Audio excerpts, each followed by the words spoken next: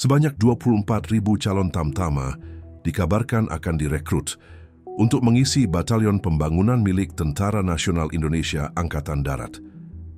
Program ini disebut sebagai bagian dari rencana perluasan peran militer dalam mendukung pembangunan nasional, khususnya di bidang infrastruktur dan ketahanan wilayah. Menurut informasi dari Markas Besar TNI AD, para tamtama ini akan dilatih secara khusus untuk menjalankan tugas-tugas non-tempur, seperti membangun jalan, jembatan, fasilitas umum, serta membantu masyarakat dalam program ketahanan pangan dan penanggulangan bencana. Panglima TNI Jenderal Agus Subianto menyatakan bahwa pembentukan Batalion Pembangunan merupakan bentuk kontribusi TNI dalam mempercepat pembangunan nasional, khususnya di daerah-daerah terpencil dan perbatasan. Ia menegaskan bahwa kegiatan ini tetap berada dalam kerangka tugas operasi militer selain perang, sebagaimana diatur dalam Undang-Undang TNI Nomor 34 Tahun 2004. Namun, langkah ini menuai perhatian serius dari berbagai pihak, terutama kalangan masyarakat sipil dan kelompok pegiat hak asasi manusia.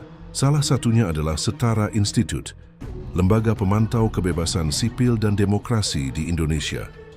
Dalam pernyataan tertulisnya, Setara Institute menilai rencana pengisian 24.000 tamtama untuk satuan non-tempur sebagai bentuk ekspansi militer ke dalam ruang sipil yang semakin terbuka.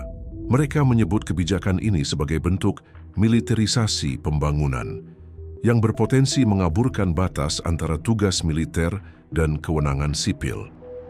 Menurut Setara, pembangunan infrastruktur sipil seharusnya menjadi tanggung jawab pemerintah daerah dan kementerian teknis seperti Kementerian PUPR dan Kementerian Desa.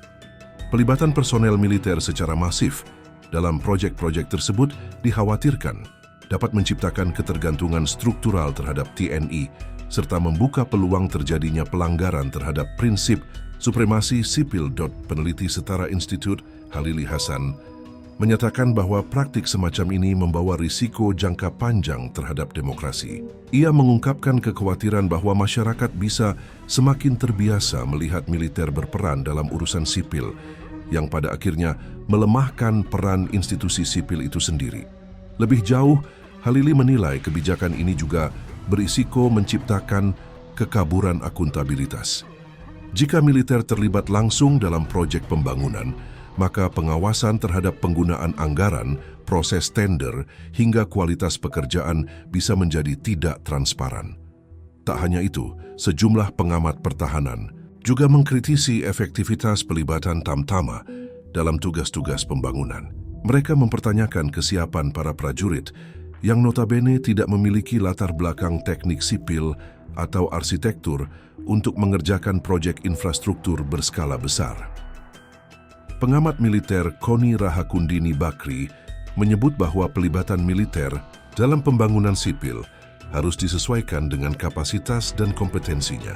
Ia menegaskan bahwa jika pelibatan ini dilakukan secara tidak proporsional, justru dapat membebani institusi militer itu sendiri dan berpotensi memicu tumpang tindih peran dengan lembaga sipil. Di sisi lain, TNI tetap bersikukuh bahwa langkah ini diperlukan, terutama dalam konteks mempercepat pemerataan pembangunan di wilayah-wilayah yang sulit dijangkau oleh lembaga sipil. TNI menilai bahwa kehadiran personel militer yang memiliki kedisiplinan, loyalitas, dan kemampuan kerja di medan berat menjadi keunggulan tersendiri dalam pelaksanaan proyek-proyek strategis.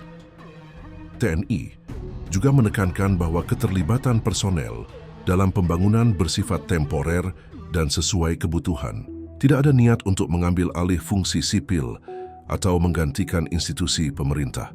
Mereka memastikan bahwa para prajurit akan tetap berada dalam rantai komando militer dan tidak akan terlibat dalam pengambilan keputusan politik atau kebijakan publik.